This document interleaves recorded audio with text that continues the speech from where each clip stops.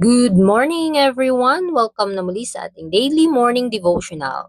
Jesus' name above all names is January 22 at mababasa din yan sa letter 112, 80, 90, entitled Captain of the Lord's Host. Samahan niyo po ako mga kapatid, sabi sa Exodus 14 verse 14, "The Lord will fight for you and you shall hold your peace." Napakaganda mga kapatid. Ang Panginoon ay makikipaglaban sa atin.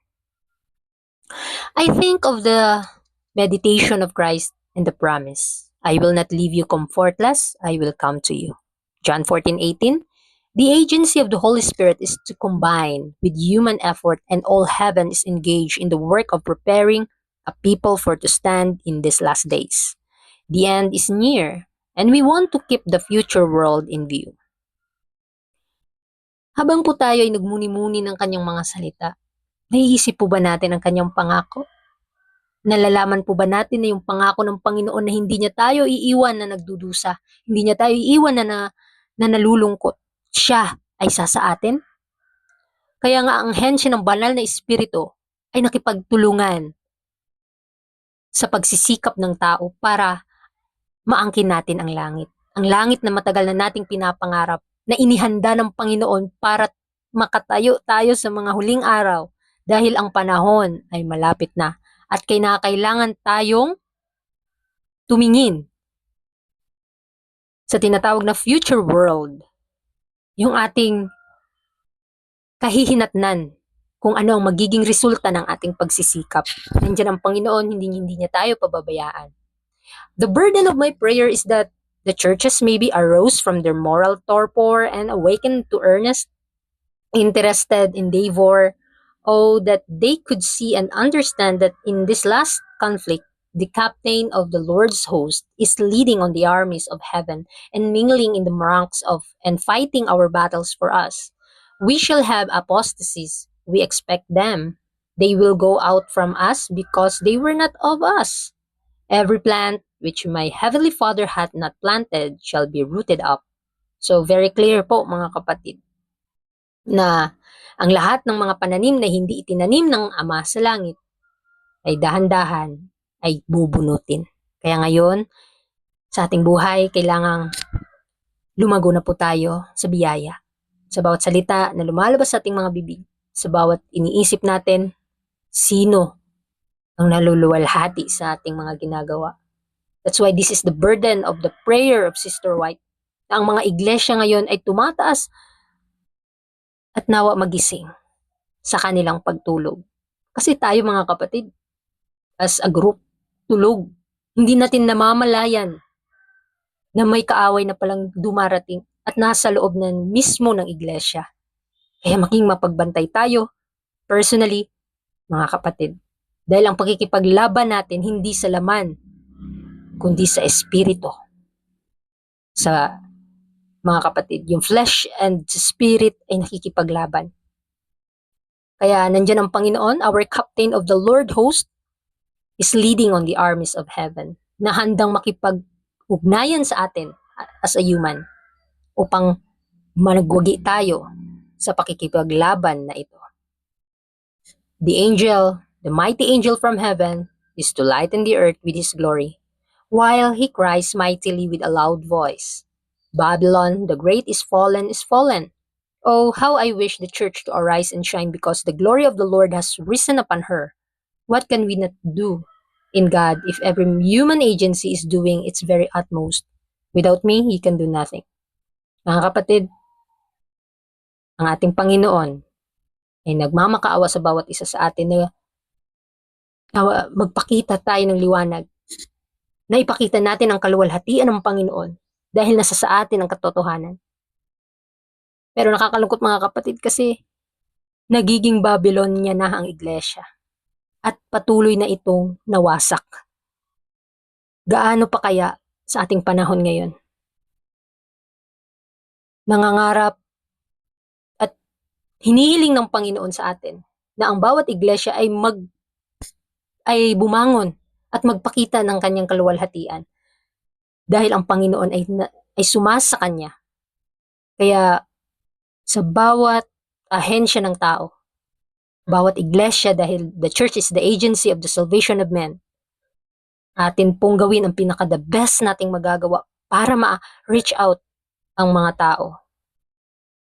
Lalong-lalo na ang mga malapit ng mapahamak. We would lose faith and courage in the conflict if we were not sustained by the power of God.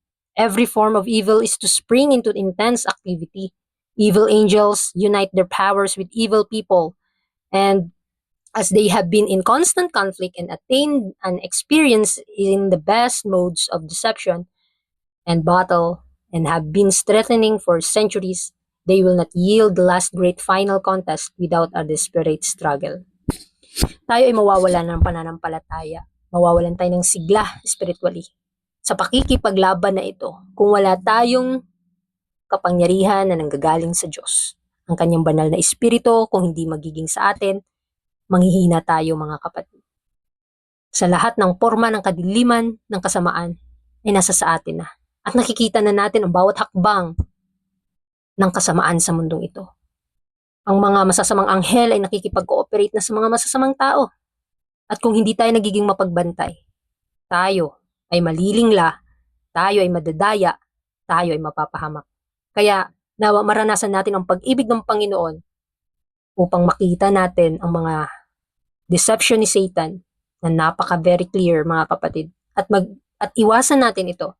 Maiwasan natin ang kanyang mga pandaraya at magpapalakas sa ating pananampalataya kung tayo'y patuloy na titingin sa Panginoon. Kasi tayo ay nakikipaglaban dahil darating na yung great final contest.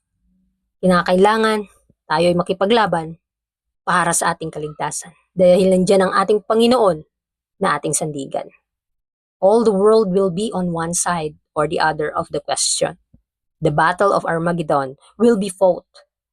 And that day must find none of us sleeping.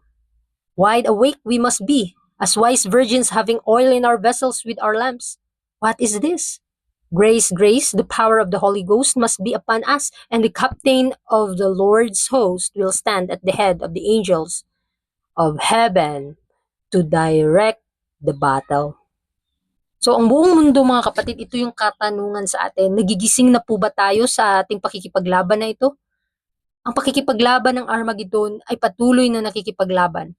At nakikita ng Panginoon na ang kanyang bayan ay tulog. At nawa gumising na po tayo. Tayong nag-aangkin na sumasampalataya ng dakilang katotohanan. Baka tayo ay magiging gaya ng mga sa parable of the 10 virgins na walang lana ang kanilang sisidlan. Kakalungkot mga kapatid, kung tayo nag-aaral patuloy ng mga salita ng Panginoon pero wala ang banal na espiritong gumagabay sa atin, hindi natin o walang pagbabago sa buhay natin, sayang ang pagkakataon natin. Kaya sa pakikipaglaban, ang biyaya ng Panginoon lamang ang ating tanging pag-asa para magwagi dito. Because Jesus is the Lord's host, will stand at the head of the angels of heaven to direct the battle. Kaya sa ating pag-aaral ngayon, Satan and his evil army will do everything within their power to fight the armies of God. Am I ready to take my place in the great battle to come? What can I do today to prepare? Ano po bang ginagawa natin ngayon para sa paghahanda? Ang kaaway po ay naghahanda sa kanyang army. Siya ay napakatalino para tayo ay dayain. At ginawa niya ang lahat ng bagay para tayo ay madaya, para tayo ay matalo. Ano po ba yung ginagawa natin para maghanda? Sa mga kapatid, nakakalungkot isipin dahil tayo na nag-aangkin na tagasunod ng Panginoon, kulang sa panalangin, kulang sa pag-aaral ng salita ng Panginoon, kaya hindi tayo natutulungan ng Panginoon dahil kulang tayo ng kooperasyon sa Kanya. Mga kapatid, gumising na po tayo. Kailangan na tayong magpakita ng liwanag. Ang kaluwalhatian ng Panginoon ay sumaatin at kailangan natin itong dalhin sa mga taong nasa kadiliman para makita nila ang kaliwanagan. Kaya sa ating pag-aaral, nawa ang ating pag-aaral na ito ay magsilbing gabay na tayo lumiwanag hanggang sa pagparito ng ating Panginoon at tagapagligtas na si Kristo. Purihin ang Panginoon and God bless.